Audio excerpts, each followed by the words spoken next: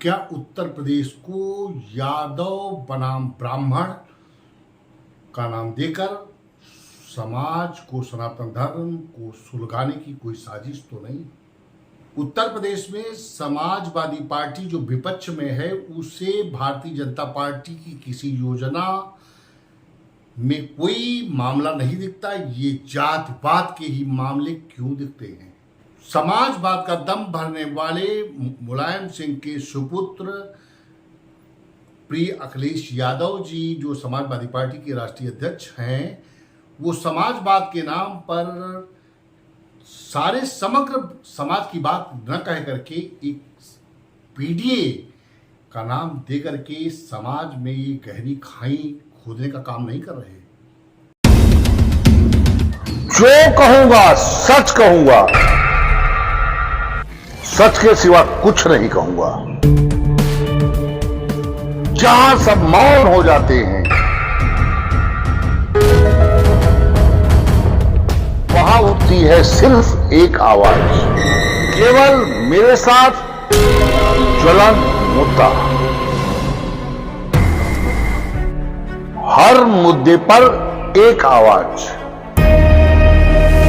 जब सब मौन होते हैं तो बोलता है सिर्फ प्रणम्य भारत, केवल प्रणम्य भारत। दर्शकों प्रणाम, जय हिंद, जय भारत। आप देख रहे हैं प्रणम्य भारत का खास शो ज्वलंत मुद्दा। आज ज्वलंत मुद्दा में मैं ये मुद्दा लेकर हाजिर हुआ हूं कि उत्तर प्रदेश के जनपद इटावा में एक कथावाचक द्वारा महिलाओं के साथ छेड़छाड़ करने के आरोप में उन लोगों द्वारा उन कथावाचकों का सिर मुड़वाकर उनको नाक रगड़वाई, और ये घटना चर्चा का विषय पूरे प्रदेश से लेकर के देश और विश्व स्तर पर जा रही है। ये घटना शर्मसार है, क्योंकि किसी महिला के साथ कथावाचक द्वारा छेड़छाड़ किया जाना ये बहुत ही निंदनीय कृत्य है। उसके विरुद्ध दंडात्मक कार्रवाई होनी चाहिए। लेकिन किसी कथावाचक या किसी व्यक्ति का सिर मुड़वाकर उसे नाक रगड़ाया जाना भी कानून के विरुद्ध है। उन लोगों के विरुद्ध पुलिस ने 4 लोगों के विरुद्ध कार्रवाई करते हुए उन्हें जेल की सलाखों के पीछे भेज दिया है। अब जब वो चारों जेल की सलाखों के पीछे पहुंच गए हैं, तो फिर ये समाजवादी पार्टी के राष्ट्रीय अध्यक्ष से लेकर पूरे समाजवादी पार्टी के प्रवक्ता टीवी पर शो में, डिबेट में अनाप शनाप के मुद्दे लाकर गढ़ रहे हैं। क्या प्रश्न ये नहीं उठता कि समाजवादी पार्टी जो कह रही है कि यादव के नाम पर इनको परेशान किया गया, ये क्या समाजवादी पार्टी के राष्ट्रीय अध्यक्ष नहीं कह सकते? या उनको नहीं कहना चाहिए कि एक व्यक्ति यादव अपने को बताता है और अग्निहोत्री भी आचार्य पंडित मणि जी यादव हैं, जो अग्निहोत्री का आधार कार्ड लेकर घूम रहे हैं। इनके ऊपर 2 आधार कार्ड का मुकदमा नहीं बनता? क्या इनको जेल की सलाखों के पीछे नहीं जाना चाहिए? अगर ये यादव जात के हैं तो आप इनको सम्मानित करेंगे, अगर वो ब्राह्मण जात का है तो आप उसका अपमान करेंगे। ये बात समाजवाद की नहीं है। कोई न ब्राह्मण है न कोई यादव है, ये समाज समग्र राष्ट्र भारत है, यहाँ सब रहने वाले भाई हैं। ये क्यों नहीं कहते? कभी किसी एक बयान में मैंने अखिलेश यादव जी को ये नहीं सुना कि सब लोग एक बनो, नेक बनो। क्यों नहीं आप कहते? क्यों? क्योंकि एक बनोगे तो नेक बनोगे, नेक बनोगे तो हमको चुनोगे नहीं, अगर आपस में बटोगे तो हमें चुनोगे। पीडीए क्या है? यम वाई क्या है?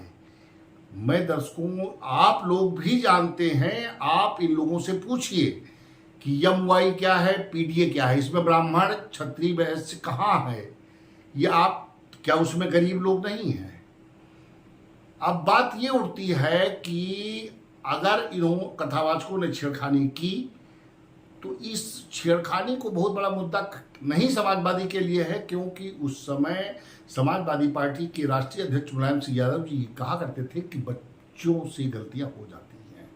अब ये कथावाचक भी नए नए हैं तो इनसे गलतियां शायद हो सकती हैं।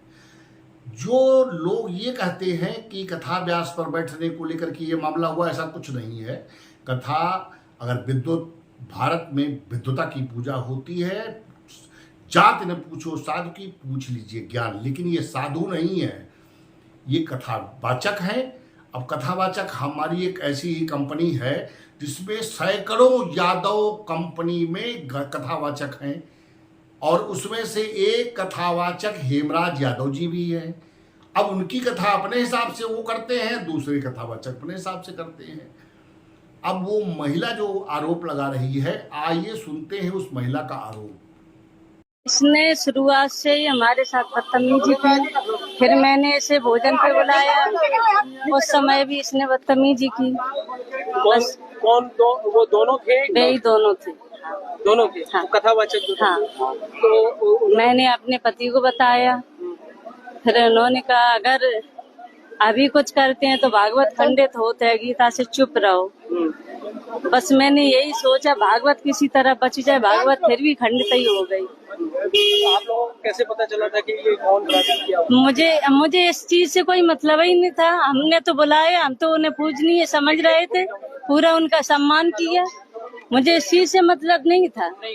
अच्छा। उनका तरीका गलत था, टच करना गलत था। अब आप ऐसे में बताइए कि आपने श्रीमद् भागवत का आयोजन किया हो और आपकी पत्नी को कोई छेड़ रहा हो, वो भी कथाव्यास, ऐसे में आप क्या करेंगे? गलती है, उन लोगों की गलती है। ये बात जाकर के ये तुरंत पुलिस को सूचना देनी चाहिए थी और वहीं से गिरफ्तार करा देना चाहिए था। ये जो अपराध उन्होंने किया है ये भी क्षम्य अपराध है। अब अखिलेश यादव जी, आपसे मैं पूछना चाहता हूं प्रमेय भारत के माध्यम से, क्या साक्षी महाराज जी, निरंजन ज्योति जी, उमा भारती जी या आदि देश में विख्यात जो कथावाचक हैं वो अन्य जातियों से नहीं है क्या? ब्राह्मण ही कथाव्यास है क्या? अब प्रश्न ये उठता है कि आप सत्ता की लोलुपता में ये समाज को जलाने की फितरत क्यों कर रहे हैं? इसमें आरजेडी जो बिहार में है उनको भी उत्तर प्रदेश के यादव दिखाई पड़ रहे हैं कि उनके साथ अपमान हुआ। प्रथम दृष्टया तो उन कथावाचकों के भी विरुद्ध मुकदमा दर्ज होना चाहिए कि जिन्होंने फर्जी आधार बनवाया, और जिन्होंने ऐसा कृत्य किया उनको भी जेल जाना चाहिए। सत्ता ऐसे नहीं मिलेगी, सत्ता कुछ काम करना पड़ेगा। आप मुख्यमंत्री रहे, उत्तर प्रदेश में एक व्यक्ति का कोई राशन कार्ड नहीं बना। उत्तर प्रदेश में मायावती जी की सरकार रही, एक राशन कार्ड नहीं बना। आप गांव में उतरिए, मैदान में जाइए, घर घर जिसके अन्न जा रहा है 5 किलो, वो मोदी की योजना हो सकती है। आपका हाईवे जो आपने बनवाया और 100 नंबर आपका अच्छी योजना है, उसकी मैं प्रशंसा करता हूँ, लेकिन जातिवाद का जहर घोलकर सत्ता पाने की कोशिश न करो, क्योंकि ये समाज बहुत त्याग और बलिदान से खड़ा हुआ है। और इसमें सलीम जैसे लोग, आप गूगल पे सर्च करके देख लीजिए कि वो इस्लाम को मानते हैं, उसके बाद भी यहाँ वो सनातन धर्म का प्रचार करते हैं। यहाँ कबीरदास जी भी हुए, आपको शायद ज्ञात नहीं होगा क्योंकि आप बाहर पढ़े हैं। व्यास जी की माता जी का नाम सत्यवती था, वो निषाद जाति से आती थी। महर्षि वाल्मीकि जिन्होंने संस्कृत में रामायण लिखी वो वनवासी थे। अब आपको कौन समझाए, कौन बताए ये जो है, क्योंकि अब व्यक्ति टिकट मांगने जो जाएगा वो आपको तो समझा नहीं सकता।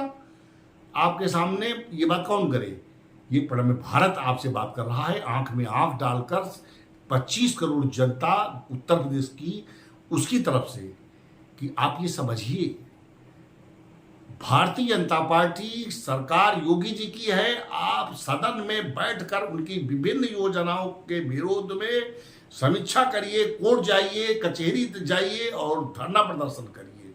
आप नहीं करेंगे, लेकिन आप यादव वर्सेज ब्राह्मण की गहरी खाई खोदकर और 2027 के विधानसभा चुनाव जो आने वाले हैं, जो आगे चुनाव आने वाले विधानसभा चुनाव हैं, उसमें आप जीत हासिल करना चाहते हो। अब जीत आपको मिलेगी या आप हार की मुखड़ा पहनेंगे, मैं ये नहीं कह सकता, ये 25 करोड़ मतदाता ही तय करेंगे। लेकिन आप समाज में जो नफरत की खाई खोद रहे हो, ये बहुत ही शर्मनाक है और इसकी भर्त्सना आम जनमानस गांव से लेकर शहर तक कर रहा है। दर्शकों, हम फिर मिलेंगे एक नए ज्वलंत मुद्दे के साथ। तब तक के लिए दीजिए इजाजत। जय हिंद, जय भारत, प्रणम्य भारत।